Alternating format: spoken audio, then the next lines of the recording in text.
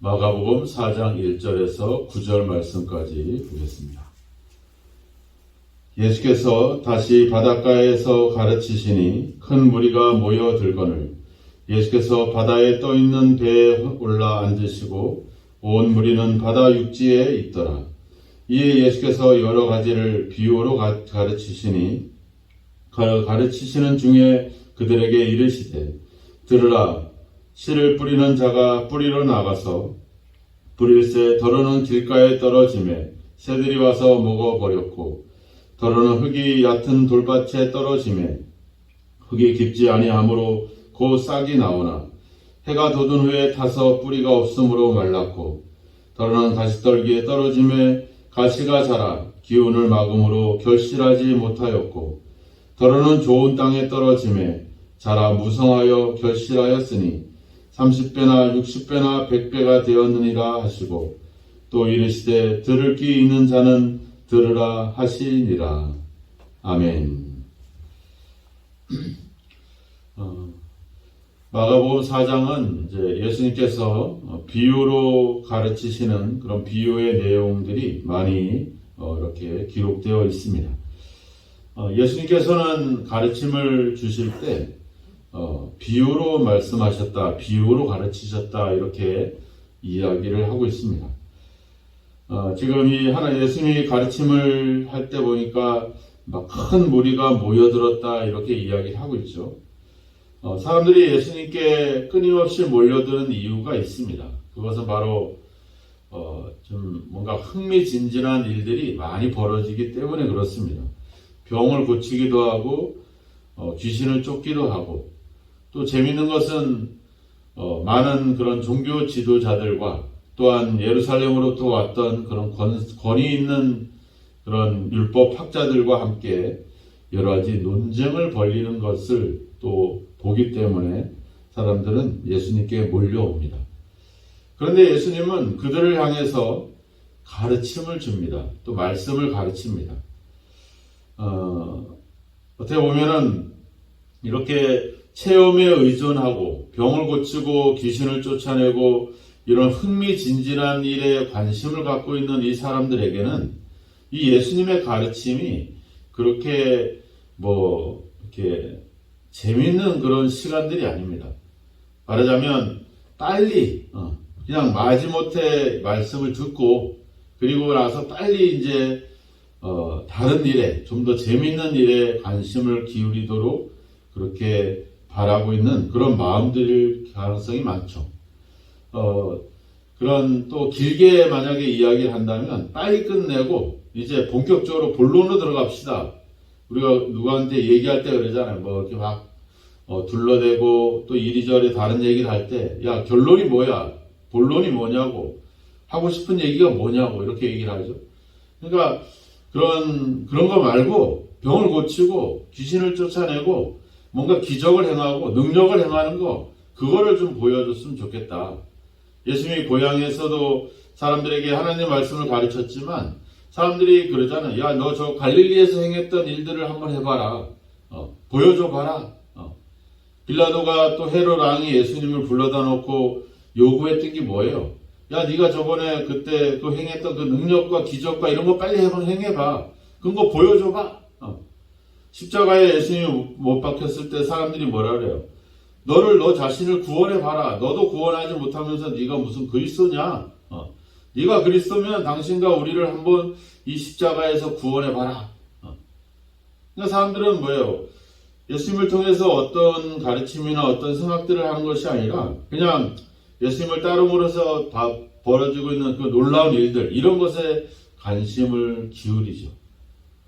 우리가 많은 다른 간증을 하거나 또 그런 또 외부 강사를 불러다가 이야기를 할 때 막 그런 경험과 그런 기적과 그런 능력들을 이야기할 때 상당히 흥미진진하고 관심이 기울고 야, 참 믿음이라고 하는 건 저래야 돼 라고 이야기를 하지만 그 하나님 말씀을 통해서 내 인생이 어떻게 변했고 또 내 마음과 내 어떤 믿음의 상태가 어떤지 좀 더 깊이 있는 얘기들을 하려고 하면 그 얘기부터는 지루해지기 시작을 합니다. 오늘 예수님이 우리에게 비유로 말씀하셨다. 어떤 이야기를 했다라기보다는 비유라고 하는 방법을 사용하셨다는 것에 우리가 좀 더 오늘 생각을 해봐야 됩니다. 비유로 말씀했다. 이 비유라고 하는 것은 우리가 일상적인 생활 속에서 경험하는 그런 경험을 통해서 그 사실을 통해서 우리가 영적인 어떤 진리와 가르침을 주는 방법, 그것이 바로 비유이거든요. 이렇게 말하자면 우리가 뭐 씨 뿌리는 비유라든지 또 뭐 이게 등불에 대한 이야기라든지 또 씨앗이 자라는 비유, 뭐 겨자씨 비유, 이런 여러 비유들이 나오는데, 이런 비유들은 우리가 일상생활 속에서 우리가 가지고 있는 그런 생활들, 그런 경험들이거든요. 그걸 통해서 예수님이 우리에게 영적 진리를 주고 있다는 것. 그럼 생각해 보면 우리가 살아가고 있는 삶의 여러 가지 경험들 속에는 이미 하나님이 주신 어떤 진리들을 품고 있다는 거죠. 근데 뭐예요? 우리가 그것이 내 삶 속에 내가 행하는 어떤 행동과 어떤 경험하는 경험 속에 하나님의 진리와 하나님의 가르침이 담겨져 있다. 이걸 우리가 발견하지 못하는 이유가 있죠. 그게 바로 뭐냐면 우리가 생각을 안 하기 때문에 그렇습니다. 좀 더 깊이 있게 좀 더 신중하게 그 믿음이라고 하는 것, 또 하나님의 진리라고 하는 것을 우리가 생각하지 않는 그런 경향들이 있죠. 그냥 표면적으로 눈에 보이는 것에 그냥 그것으로 해석하고 그것으로 생각하는 것으로 끝내고 만다는 거죠. 우리가 예수님이 비유로 말씀하신다라고 하는 것은 우리로 하여금 좀 더 생각하고 좀 더 고민하고 그것이 뭐를 의미하고 있는지를 우리에게 주시는 이유들을 우리가 깨달아야 된다는 거죠. 거기서 분별력을 갖고 거기서 진리를 깨닫고 그 말씀을 가지고 살아가야 된다는 것. 그래서 오늘 3절에도 보면 들으라 이렇게 나오죠. 들으라. 그리고 끝에 가보면 뭐예요? 귀 있는 자는 들으라 이렇게 말씀하죠. 그러니까 우리가 어떤 내용을 뭐를 의미하느냐를 생각하는 것도 중요하지만 중요한 것은 그 예수님의 이 말씀과 이 의미들을 우리가 듣는 것이 중요하죠. 듣는 거. 우리가 로마서 17장에 가면 나오잖아요. 믿음은 들음에서 난다. 들음은 하나님의 말씀으로 그리스도의 말씀으로 말미암는다. 그러니까 중요한 것은 그 예수님의 말씀을 듣는 것이 중요하죠. 보는 게 중요한 게 아니라 그분이 행하는 능력과 기적과 체험을 보는 것이 중요한 게 아니라 그분이 그걸 통해서 우리에게 주시고자 하는 그 진리, 그 의미를 우리가 듣는 것이 중요하다라고 하는 것입니다.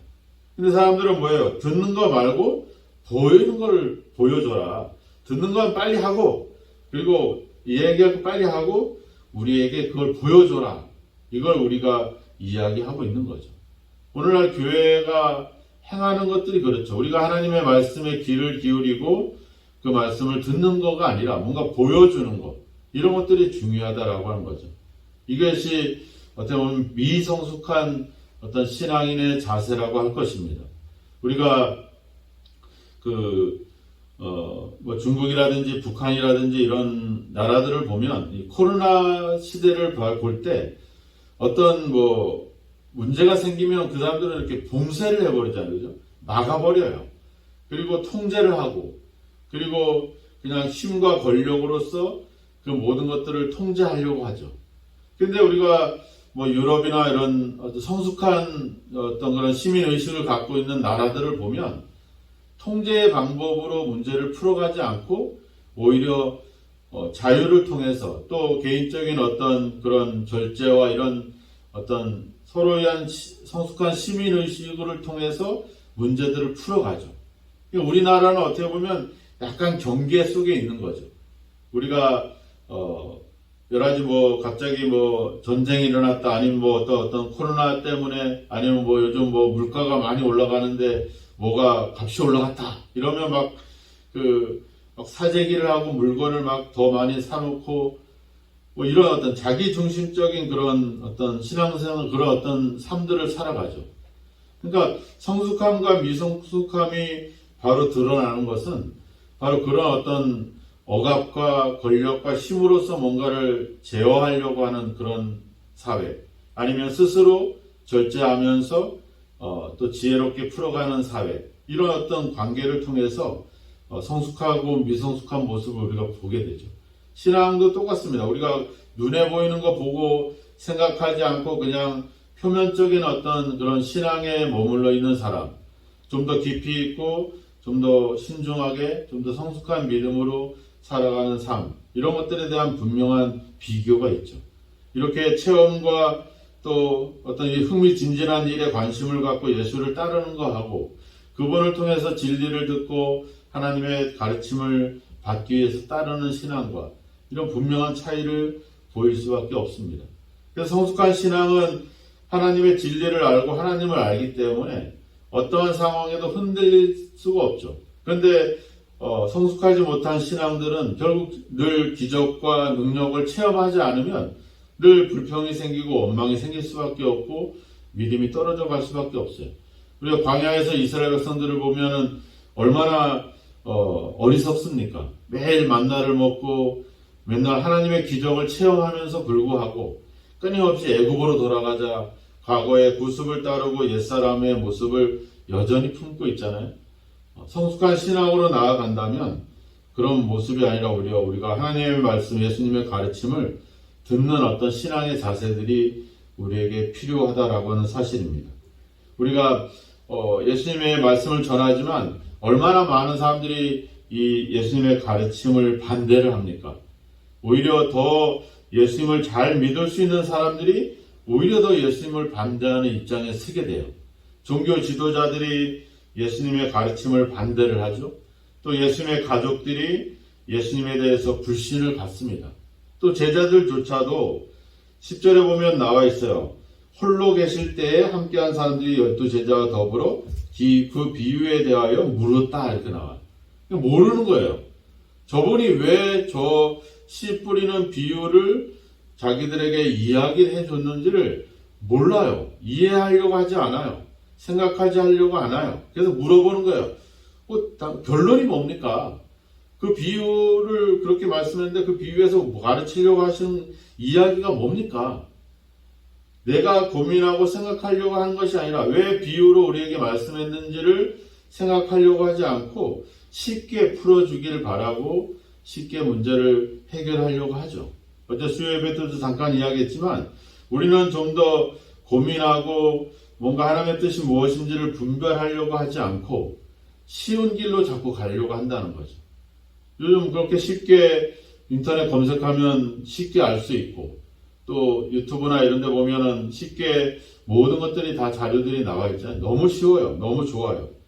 그런데 그걸 봐서 내한테 경험이 생기지 않죠. 내가 직접 경험하고 말씀을 적용하고 실천해 볼 때 거기서 나의 방법이 생기는 거고 길이 열린다라고 하는 것입니다. 도마처럼 보고도 부활하신 예수님을 보고 믿는 거, 이거 누구나 다 할 수 있죠.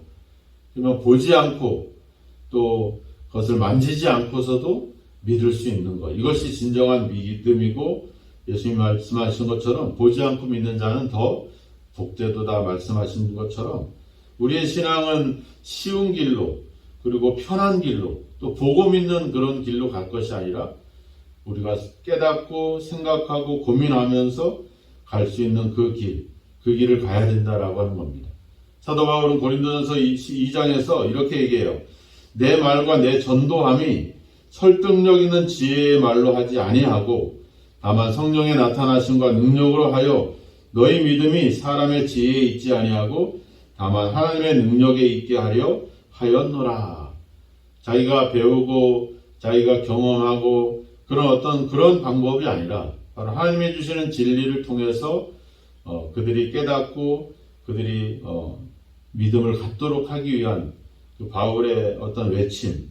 그래서 이 예수님의 모든 가르침의 핵심은 결국은 하나님의 나라잖아요. 그 하나님의 나라는 그렇게 쉽게 그냥 풀어지고 쉽게 접근할 수 있는 나라가 아니라 우리가 고민하고 생각하고 신중하게 좀 더 깊이 있게 다가가야 되는 그런 나라. 그리고 그런 나라는 어떤 이런 체험과 그런 어떤 기적과 이런 어떤 감동적인 어떤 그런 어떤 능력이나 그런 연설이 아니라 바로 하나님의 진리로 말미암아. 그래서 로마서 16장에 나오죠. 하나님의 나라는 먹고 마시는 것이 아니라 성령 안에서 진리와 희락과 화평이다. 이렇게 이야기하고 있잖아요. 우리가 하나님의 나라 또 예수님의 가르침에 대해서 그분이 생각하고 우리에게 말씀하고자 하는 것이 무엇인가 한번 고민해 보는 거. 우리가 기도한다는 것이 바로 그거잖아요. 고민하는 거, 생각하는 거. 내 뜻은 이런데 하나님의 뜻은 뭘까? 그 뜻을 좀 알게 해주시고 그 뜻대로 저의 인생을 이끌어 주십시오. 그래서 좀 생각하고 고민하는 것이 바로 기도하는 것이잖아요. 근데 이런 거 없이 그냥 쉽게 풀어주고 이렇게 하라면 이렇게 하고 저렇게 하라면 저렇게 하고 순종하면 좋은 것 같지만 그거는 기계와 별반 다를 바가 없죠. 하나님은 우리를 기계처럼 다루고 로봇처럼 다루기를 원하지 않습니다. 우리가 그 하나님의 뜻을 생각하면서 깊이 있게 따라가는 것. 우리가 이제 가정의 달인데 우리가 자녀들이 부모들이 그냥 시키는 대로 한다고 부모가 좋아하진 않잖아요. 제가 자기의 생각을 가지고 좀 더 깊이 있게 또 내가 뭔가를 얘기할 때 야, 이거 해라 저거 해라 하면 좋은 거 같지만 재미가 없어요. 제가 스스로 뭔가를 해내고 스스로 뭔가를 이루어갈 때 거기서 우리가 자녀를 보면서 기쁨을 누릴 수가 있는 거죠. 하나님을 향한 우리의 모습도 똑같습니다. 그저 하라는 대로 하는 것이 아니라 또 안 하는 것은 아니지만 스스로 하고 또 일을 찾아서 하고 또 좀 더 생각하면서 신중하게 성숙한 어떤 모습으로 행할 때 거기에 하나님의 기쁨이 있는 줄로 믿습니다. 오늘 예수님께서 우리에게 정답을 주기보다 비유를 통해서 우리에게 말씀하시는 이유, 그것은 바로 우리로 하여금 좀 더 고민하고 좀 더 생각하고 좀 더 깊이 있게 우리의 믿음을 갖기를 원하시는 주님의 뜻이 있음을 다시 한번 기억하시고 눈에 보이는 것, 또 쉽게 쉬운 믿음, 편안한 믿음이 아니라 좀 더 고민하고 생각할 수 있는 좀 더 신중하고 깊이 있고 성숙한 그런 믿음으로서 살아가는 저와 여러분이 되기를 주님의 이름으로 축원합니다. 기도하겠습니다. 하나님 아버지, 우리가 주님의 말씀을 듣기를 원합니다. 주님께서 우리에게 말씀하시는 것들이 무엇인지를 깊이 있게 생각하기를 원합니다. 좀 더 시간이 걸리고 좀 더 답답할 수 있지만 아버지 주여 우리의 묵상과 기도와 고민과 생각을 통해서 하나님의 뜻이 무엇인지를 분별할 수 있는 지혜를 얻기를 원합니다. 그리고 아버지 거기서 깨달았던 말씀들을 우리 삶 속에 실천하고 적용함으로 우리의 삶이 우리의 믿음이 더욱더 성숙한 그런 단계로 나아가기를 원합니다. 성령께서 우리의 마음을 붙잡아 주시고 우리로 하여금 고민하고 생각하고 깊이 있게 살아갈 수 있는 그런 믿음으로 우리를 인도하여 주시옵소서.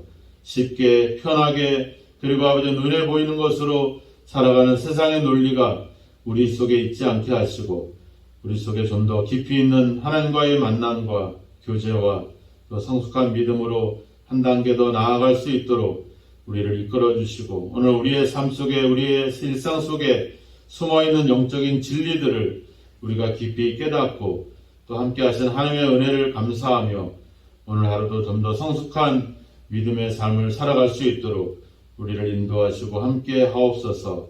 어린이날입니다. 우리가 어른으로서 우리 아이들에게 선한 본을 보일 수 있게 도와주시고 그들을 믿음 가운데 이끌어갈 수 있는 아버지 주여 삶을 통해서 더욱더 주님 아버지 성숙한 가정, 성숙한 아버지 주여 사회, 성숙한 교회를 이루어갈 수 있도록 함께 하시고 인도하여 주옵소서. 예수님의 이름으로 기도하옵나이다. 아멘.